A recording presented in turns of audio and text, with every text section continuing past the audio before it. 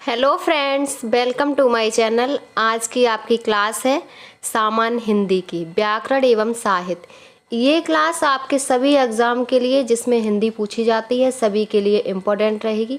चाहे आपका यूपीएसआई का एग्ज़ाम हो, यूपी कांस्टेबल, किसी का भी हो, सबके लिए इम्पोर्टेंट है।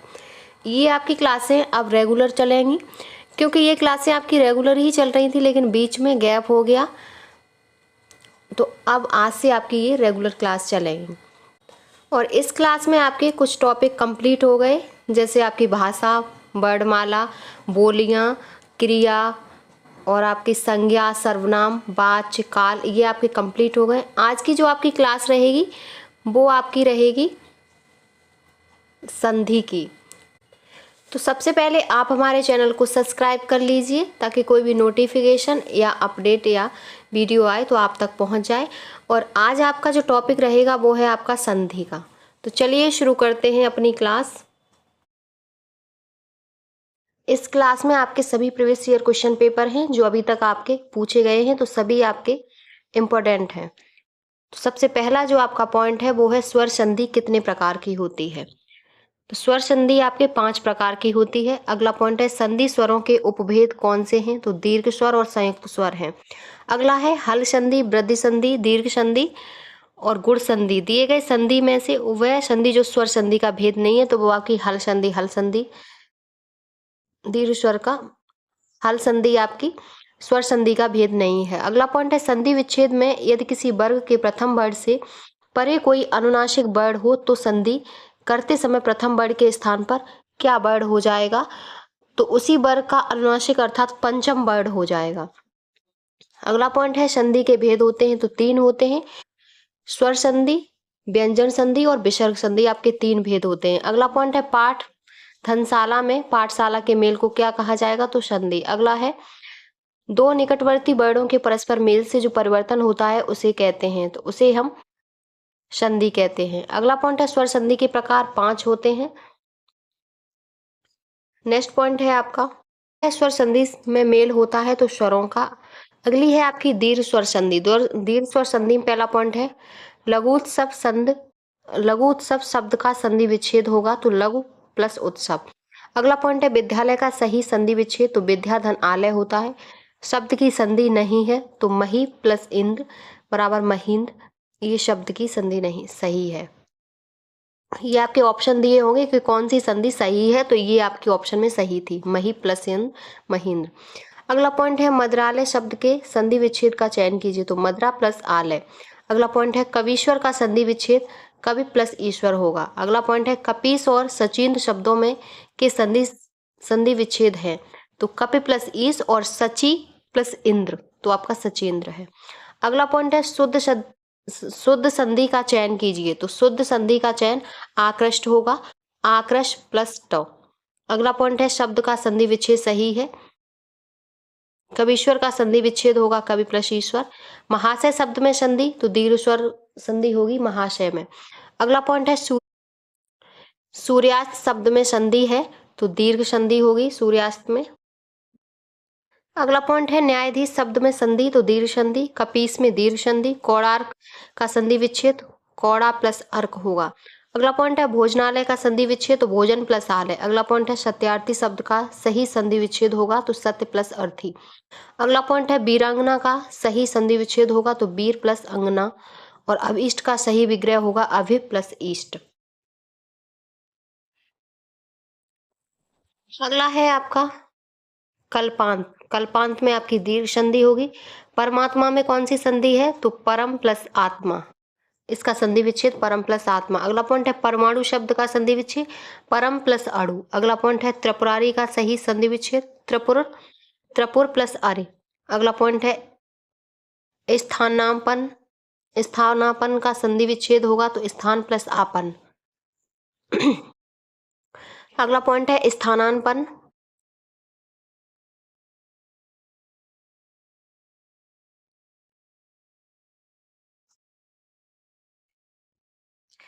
अगला पॉइंट है आपका स्थानापन, स्थानापन्न होगा आपका संधि विच्छेद स्थान प्लस आपन। अगला है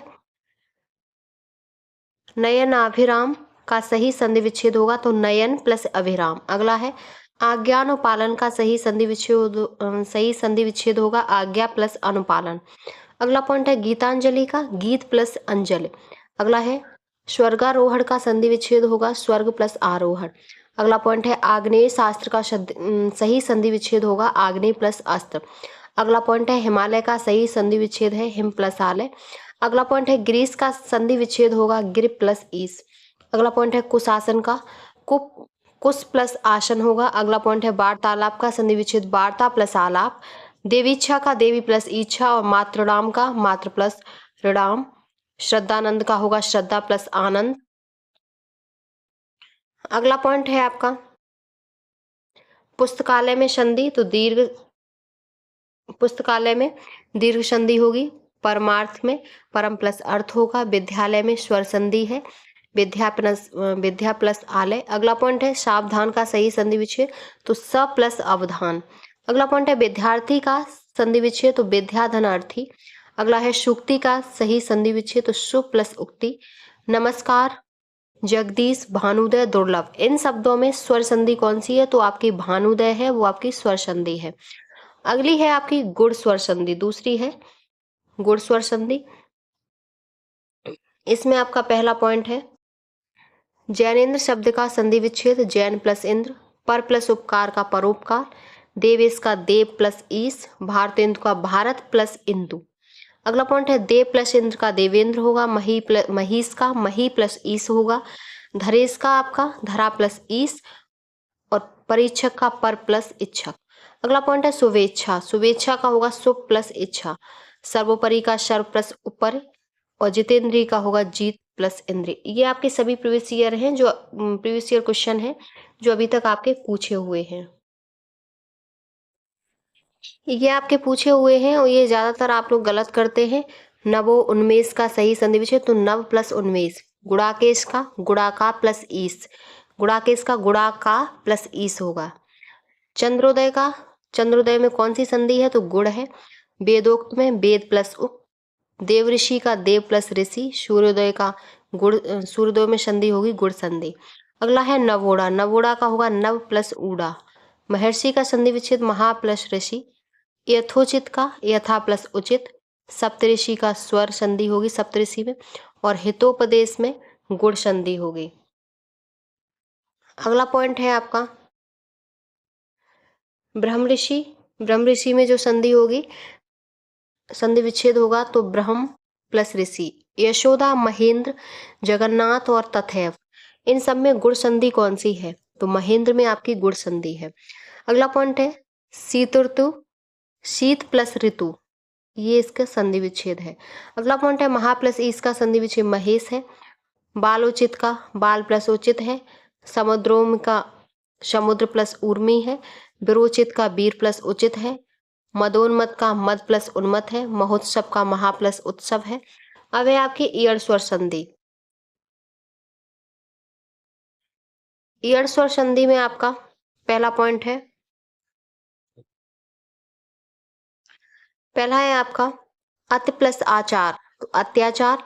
अति प्लस अधिक तो अत्यधिक बनेगा। स्वल्प का होगा सु प्लस अल्प। व्याकुल का होगा बे प्लस आकुल और संधि जो सही होगी आपके जो ऑप्शन में दी होगी वहां तो पितृ प्लस अनुमति पितृनुमति।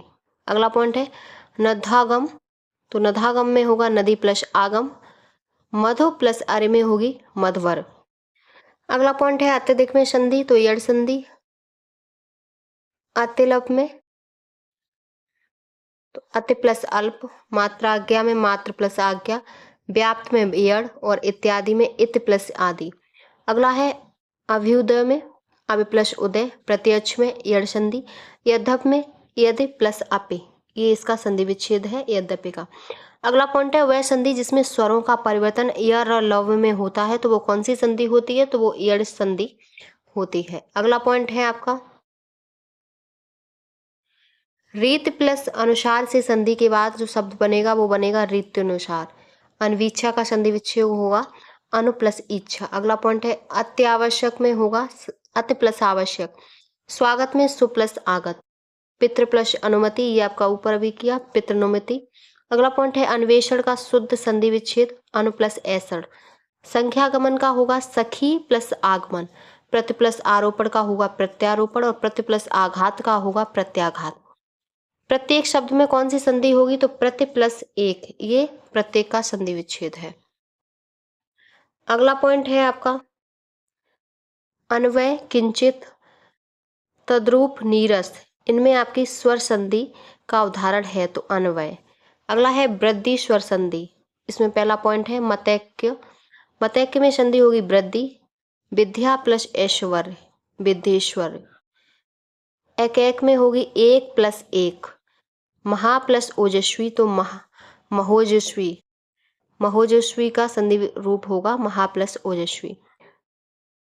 परमोषध, परमोषध का संधि विच्छेद होगा परम प्लस औषध, मतलब परमोषध।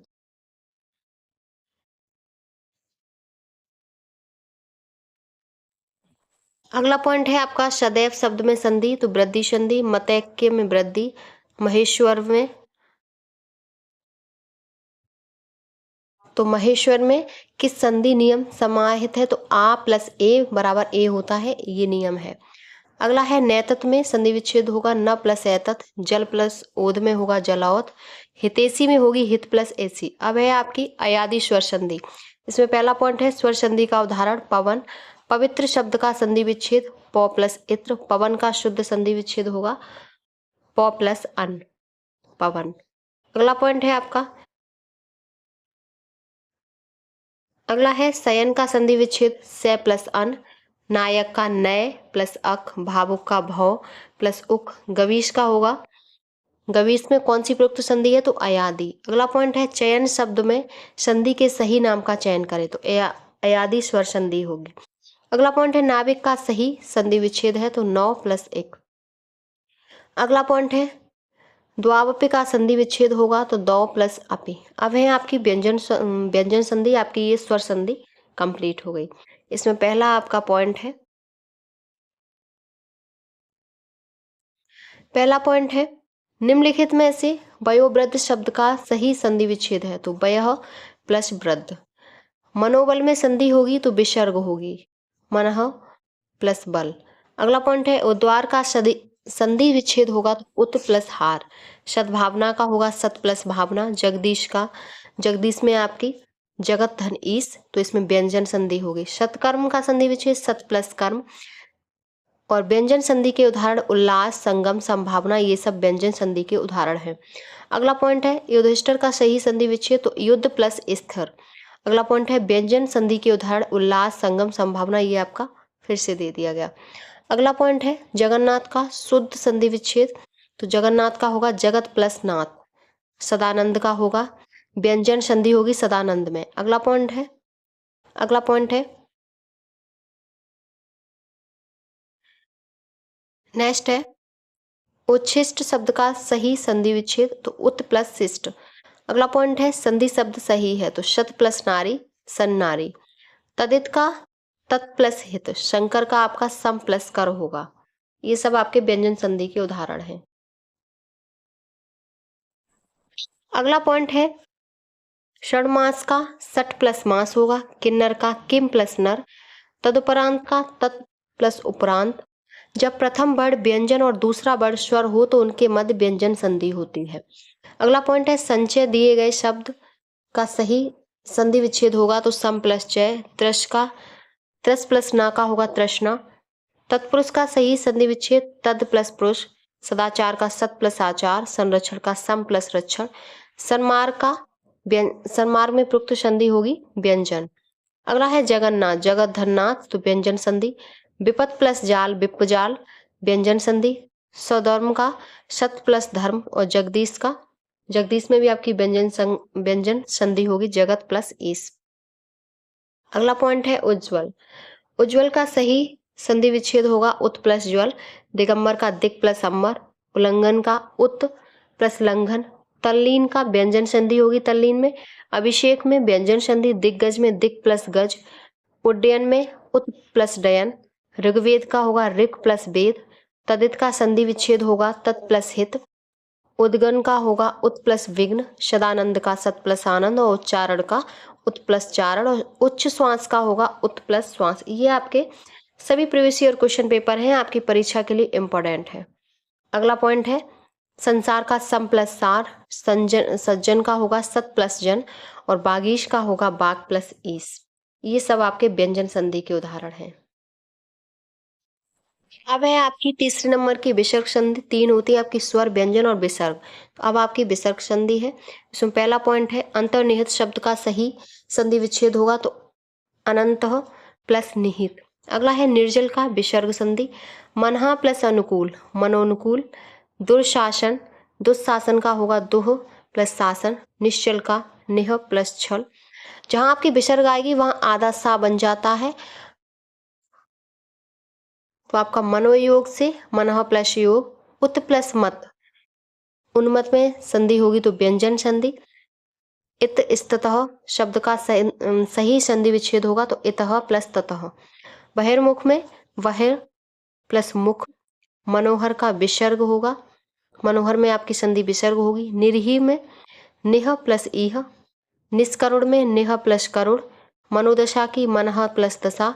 निरंतर, दिग्गज, महिष और जगदीश, इनमें आपकी और निर्गुण शब्द में जो संधि होगी तो विसर्ग, तो आपकी निर्गुण में विसर्ग संधि होगी और आपकी जगदीश में आपकी व्यंजन संधि होगी। अगला पॉइंट है अतएव में संधि विच्छेद होगा तो अतः प्लस एव। निर्विवाद में होगा निह प्लस विवाद। अगला पॉइंट है आपका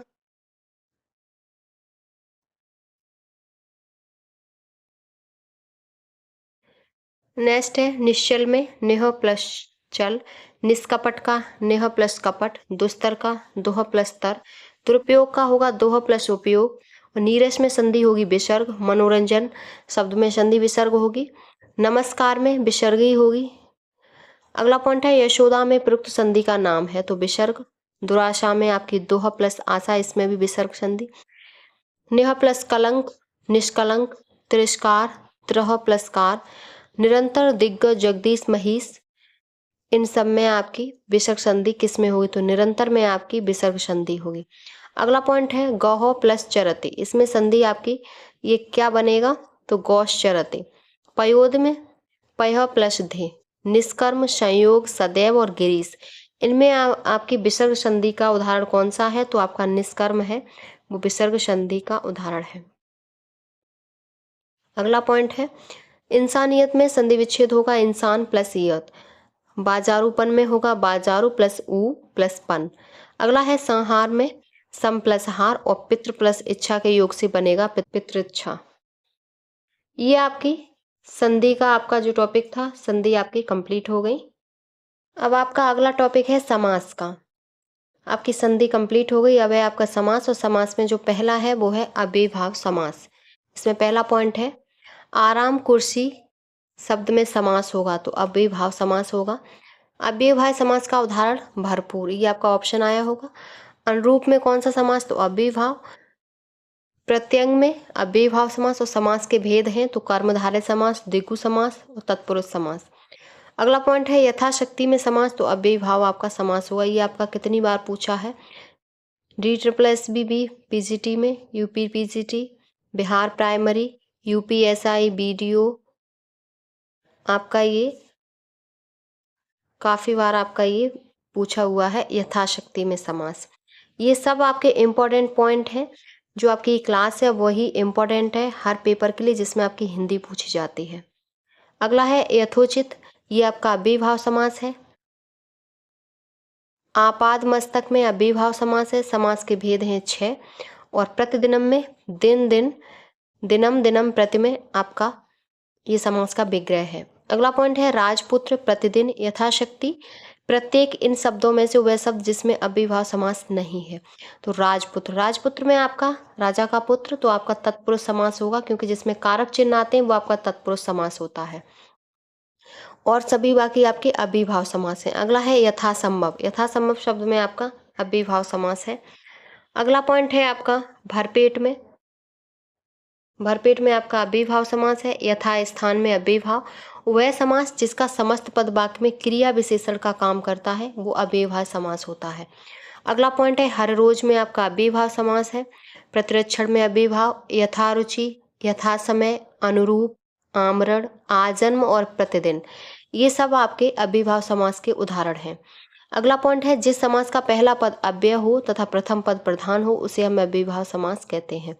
अगला पॉइंट है या वजीवन सामासिक पद में अव्ययभाव समास है। हाथों हाथ में आपका अव्ययभाव समास होगा। अगला पॉइंट है आपका यथाविधि में समास होगा अव्ययभाव, और वह समास में पूर्व पद अव्यय होता है और समस्त पद भी अव्यय यानी क्रिया विशेषण का काम करता है, तो वो अव्ययभाव समास होता है। भरसक में अव्ययभाव समास पल पल, अन्न जल, अंत अनंत, धर्माधर्म, इन सबों में वो कौन सा है जिसमें अव्ययभाव समास होगा, तो पल पल में आपका अव्ययभाव समास होगा।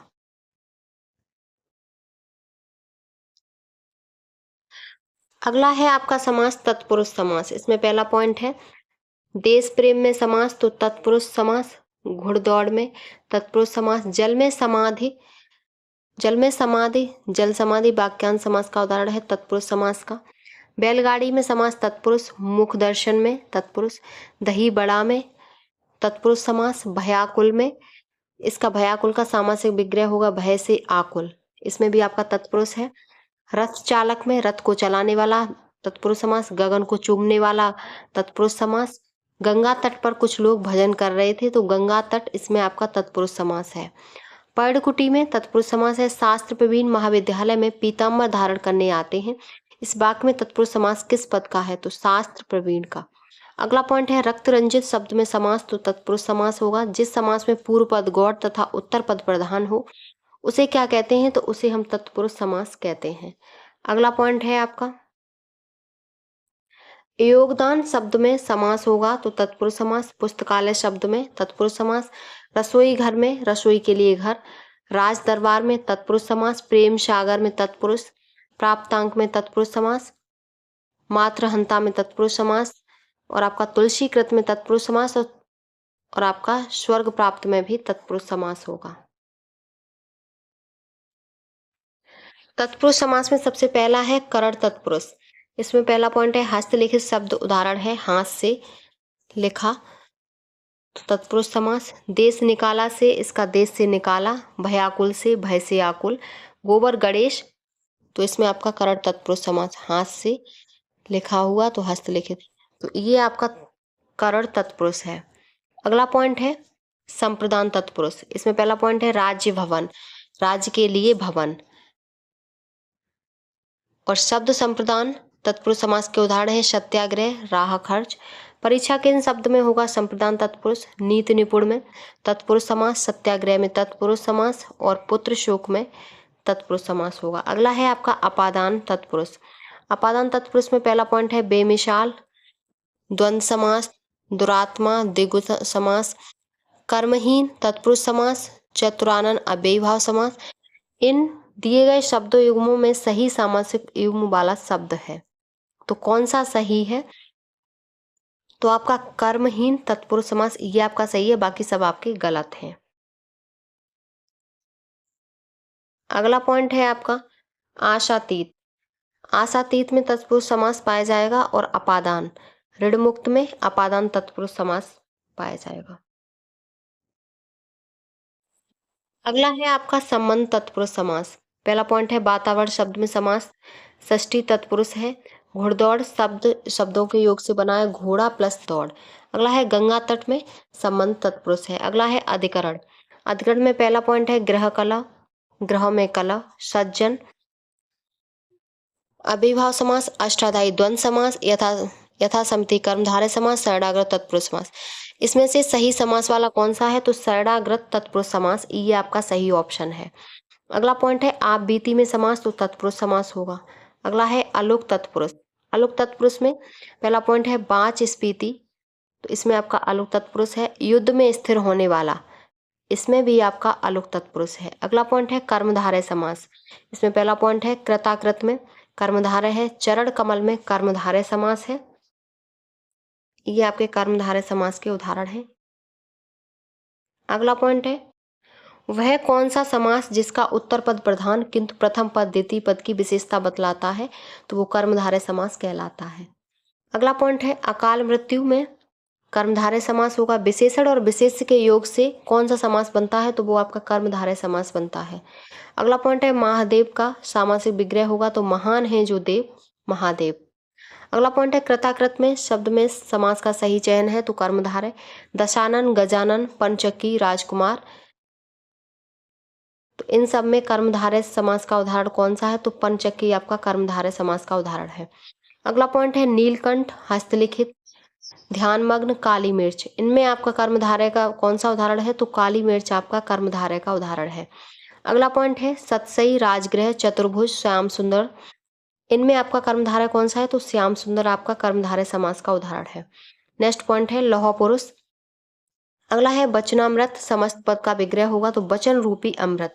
अगला पॉइंट है, लौह पुरुष में कर्मधारय समास का विग्रह होगा, तो लोहे के समान कठोर एवं शक्तिशाली पुरुष, उसे हम लौह पुरुष कहेंगे। अगला है, नीलकमल। नीलकमल में आपका कर्मधारय है। परमेश्वर में कर्मधारय है। जिस समास में पूर्व पद विशेषण और उत्तर पद विशेष से हो, तो उस समास को हम कर्मधारय समास कहते हैं। अगला पॉइंट है आपका, नेक्स्ट पॉइंट है, चंद्रमुखी में आपका कर्मधारय, मीनाक्षी में कर्मधारय, भला मानस, कमल नयन, बीचों बीच, सुपुरुष, ये सब आपके कर्मधारय समास के उदाहरण हैं। अगला पॉइंट है, कामचोर, स्वर्णाक्षर, पंचवटी, रोग पीड़ित, इनमें आपका कर्मधारय समास का उदाहरण कौन सा है, तो स्वर्णाक्षर, ये आपका कर्मधारय समास का उदाहरण है।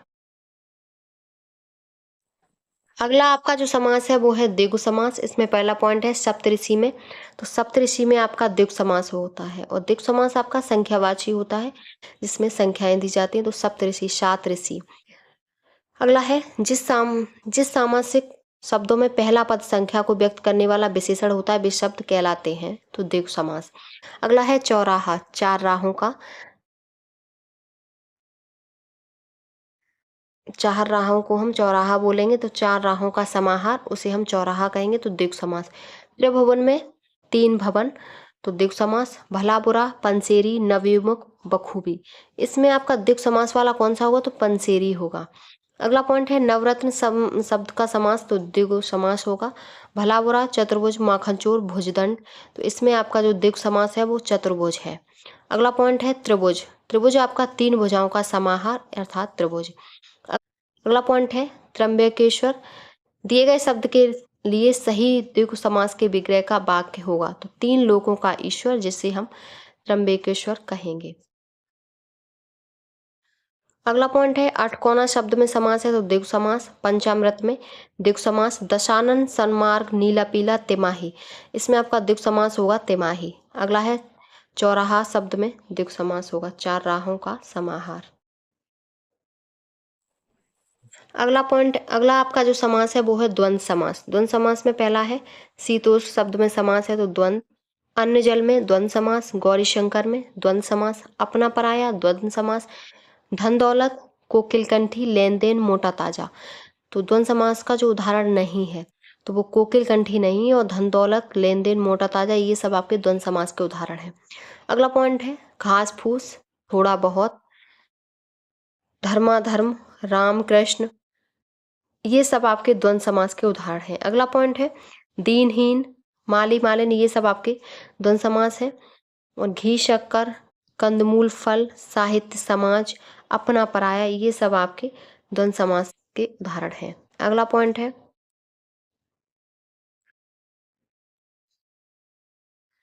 अगला है, खान पान शब्द में द्वंद्व समास। माता पिता में द्वंद्व समास। और जिस समास में दोनों पद समान रूप से प्रधान होते हैं, उसे हम द्वंद्व समास कहते हैं। अगला पॉइंट है, कंकर पत्थर में आपका द्वंद्व समास होगा। कम कलम दवात, माखन चोर, पथ भ्रष्ट, आजीवन, इसमें आपका द्वंद्व समास का उदाहरण कौन सा है, तो कलम दवात। अगला पॉइंट है, धक्का मुक्की में द्वंद्व समास। माता पिता में द्वंद्व समास आपका। पाप और पुण्य में आपका द्वंद्व समास होगा। धनुर्बाण में द्वंद्व समास होगा। आजकल, रातों रात, दिन दिन, वीर पुरुष, दिए गए शब्दों में द्वंद्व समास का उदाहरण कौन सा है, तो आजकल है। अगला पॉइंट है, भाई बहन में आपका द्वंद्व समास होगा। अगला आपका जो समास है वो है बहुब्रीहि समास। इसमें पहला पॉइंट है, बहुब्रीहि समास के कौन से उदाहरण हैं? तो दसमुख, दसमुख हैं जिसके, तो ये दसमुख, पीताम्बर अर्थात दसमुख हैं जिसके अर्थात रावण, तो वो बहुब्रीहि समास। पीताम्बर, पीला है अम्बर जिसका। दसमुख, दसमुख ये आपका बार बार पूछा हुआ है, यूपीपी कांस्टेबल री एग्जाम में भी पूछा है आपका 2024 में। और पंकज, ये सब आपके पूछे हुए हैं यूपी कांस्टेबल में।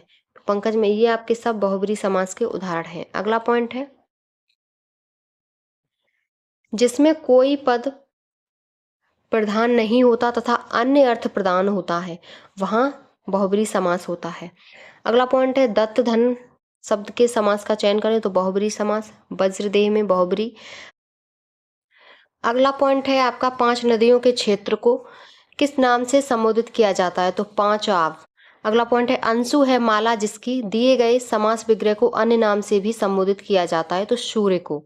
अंशुमाला हम सूर्य को कहते हैं। अगला है, पद्म आसन है जिसका, इस समास विग्रह को अन्य नाम से कैसे संबोधित करेंगे? तो पद्म आसन मतलब सरस्वती। अगला पॉइंट है, 4 है मुख जिसके अर्थात ब्रह्मा। अगला है, पंख में पैदा हो जो, वो बहुब्रीहि समास। इनमें कौन सा हो? तो बहुब्रीहि समास। अगला पॉइंट है, शूल है पाणी में जिसके दिए गए समास विग्रह को अन्य नाम से भी संबोधित किया जाता है, तो शंकर। अगला पॉइंट है, दुरात्मा दिए गए शब्द के लिए बहुब्रीहि समास के विग्रह का उदाहरण है बुरी आत्मा वाला। अगला पॉइंट है, पवनाशन बहुब्रीहि समास है। त्रिलोचन में बहुब्रीहि, नीलकंठ में बहुब्रीहि समास, और आपका चंद्रमौली में बहुब्रीहि समास, और बहुब्रीहि समास है चतुरानन में भी आपका बहुब्रीहि समास होगा। अगला पॉइंट है आपका, दशानन का सामासिक विग्रह होगा, तो 10 है मुख जिसके अर्थात रावण। अगला है, गिरधर का सामासिक विग्रह, गिर को धारण करने वाला अर्थात जो कृष्ण। अगला पॉइंट है, त्रिलोचन का सामासिक विग्रह होगा, तो 3 नेत्रों वाला अर्थात शिव। अगला है, अदिति शब्द में समास है तो बहुब्रीहि, दीर्घवायु में बहुब्रीहि, गिरधर में बहुब्रीहि समास, मुरारी, चतुर्भुज और त्र्यंबक, पीताम्बर, इन सब में आपका बहुब्रीहि समास होगा। वह समास जिसमें कोई पद प्रधान नहीं होता, तो वो कौन सा समास होता है? वह समास जिसमें कोई पद प्रधान नहीं होता, वो बहुब्रीहि समास होता है। नेक्स्ट पॉइंट है आपका, कमल नयन शब्द में समास है तो बहुब्रीहि समास है। बीड़ा पाणी, दुमाता, लाल पीला, विद्या व्यास, इनमें से बहुब्रीहि समास का उदाहरण कौन सा है? तो बीड़ा पाणी। अगला है, पंचानन शब्द में समास बहुब्रीहि, चक्रपाणी में बहुब्रीहि, 8 अध्याय हैं जिसमें, तो वो आपका बहुब्रीहि समास है। 12 सिंहा, 3 बेड़ियां मिलती हैं, वो बहुब्रीहि समास का उदाहरण है। धनंजय, लंबोदर, कुसुमाकर, पतझड़, कूपमंडूक, निर्दय, निशाचर और दशानन, ये सभी आपके इंपॉर्टेंट हैं और ये सभी आपके बहुब्रीहि समास के उदाहरण हैं, के पूछे हुए प्रश्न हैं। अगला है आपका, अन्य है आपके, समास का शाब्दिक अर्थ होता है संक्षेप, समास के पदों को अलग करने को कहा जाता है विग्रह, और वेद पुराण वचनामृत चंद्रशेखर चतुर्भुज, दिए गए शब्दों में से वह शब्द जिसमें एक से अधिक प्रकार के समास पाए जाने की संभावना है, तो चतुर्भुज में। अगला पॉइंट है, सामासिक पद को तोड़ना कहलाता है तो समास विग्रह, और हथकड़ी का सामासिक विग्रह हुआ हाथ की कड़ी, प्रयोगशाला का सामासिक विग्रह हुआ प्रयोग के लिए शाला। ये आपके सभी इंपॉर्टेंट प्रश्न हैं क्योंकि आपके सभी प्रीवियस ईयर क्वेश्चन पेपर हैं, इंपॉर्टेंट, मोस्ट इंपॉर्टेंट है, यही आपके पूछे जाते हैं। आज की क्लास में हमने संधि और समास कंप्लीट किया। अगर आपको वीडियो पसंद आई हो तो प्लीज हमारे चैनल को like, subscribe, share and comment करें।